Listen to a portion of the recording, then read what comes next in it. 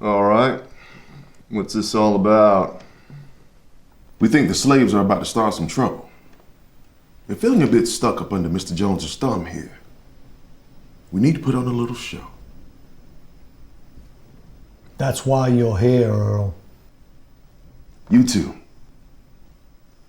are gonna have a little contest to see who can win the hearts and minds of the human livestock out there.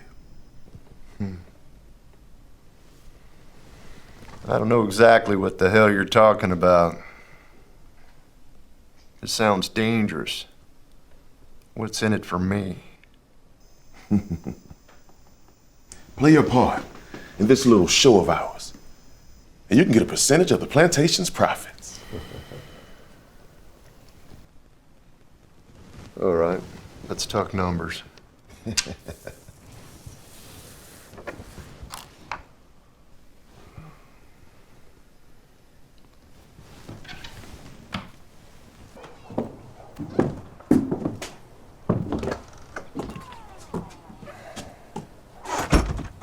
Here are your speeches. Feel free to look them over for tomorrow. Well, I ain't gonna be able to memorize these words by tomorrow. No need to. Just familiarize yourself with it and act like you mean it. Is all this really necessary? How many times are you gonna doubt me and make me explain myself? Huh? Haven't you seen the results I'm getting around here?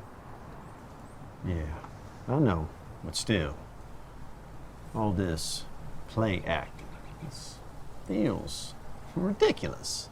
I only prescribe what works. These aren't just whims and guesses. It's art form, and its practitioners have been pulling the strings of the world for centuries.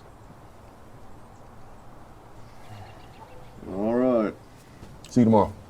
I'll bid you a good day. See you tomorrow.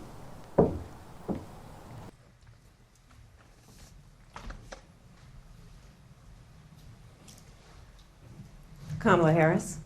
Let's have a good debate. Nice to see you. Have fun. Thank you. Welcome to you both. It's wonderful to have you. It's an honor to have you both here tonight. Good morning. Soon, you will choose who you want in charge here. Today will just be an introduction to the candidates. Remember, it's not about who you like the most. It's about who you think would do a better job serving you and this plantation. First, you will hear from Mr. Jones, and then you will hear from Mr. Johnson. Gentlemen.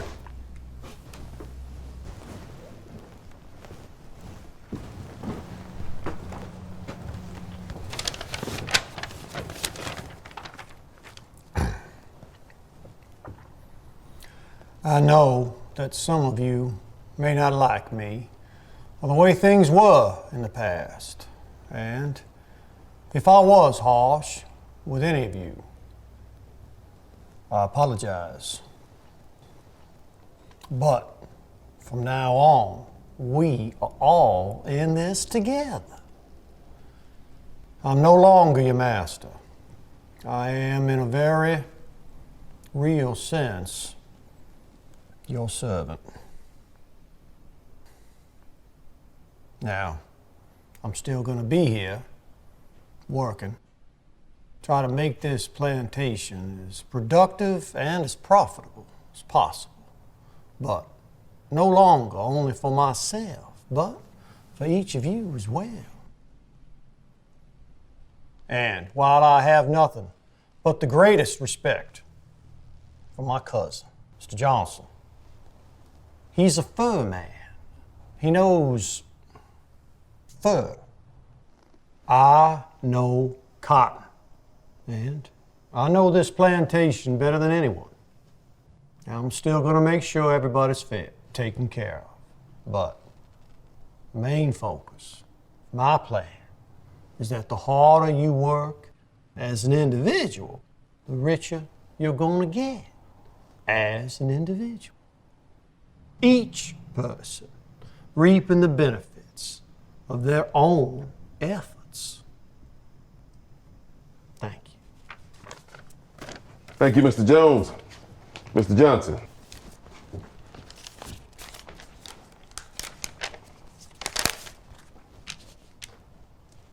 It's true. My cousin, he has more experience running this plantation.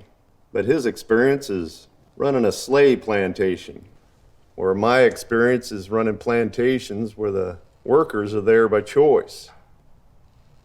With my plan, everybody will be taken care of, treated equally.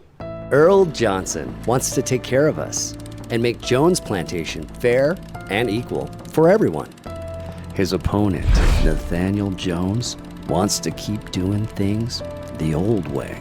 And we all know what that means. Mr. Jones pretends he's changed, but the truth is, he still thinks he's better than us. He says his hands are tied when we need help. But funny, there's plenty of Jones Plantation credits for him to swindle from the till. Unlike Jones, Earl Johnson has spent his life running plantations where the workers are paid and treated fairly. Old Honest Earl wants to serve you and Jones Plantation and will fight to bring us together. If we lose this election and go back to doing things the old way, we lose everything we fought for. This election, the stakes couldn't be higher. Vote for Johnson, like your whole world depended on it. I'm Earl Johnson, and we approve this message. God bless you, and God bless this magnificent plantation. Oh, Johnson! Thank you, Mr. Johnson.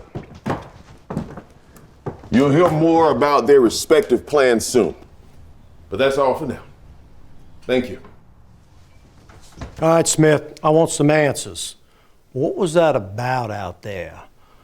Why are you trying to humiliate me? Make me apologize for what I do with my own property? That was just to make them hate you a little bit less.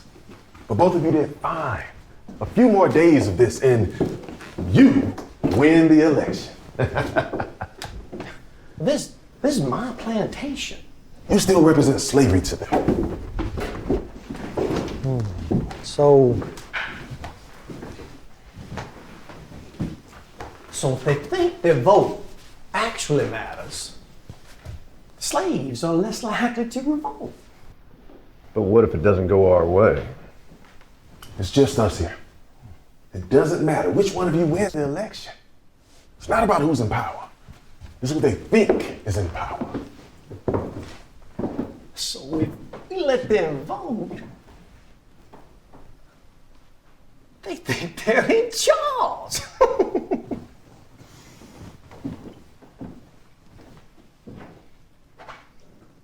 Good evening. We are looking forward to a spirited and thoughtful debate. So let's get started.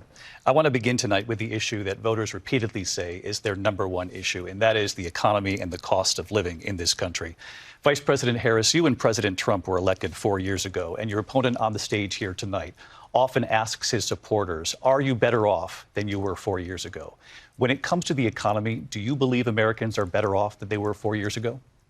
So I was raised as a middle-class kid, and I am actually the only person on this stage who has a plan that is about lifting up the middle class and working people of America.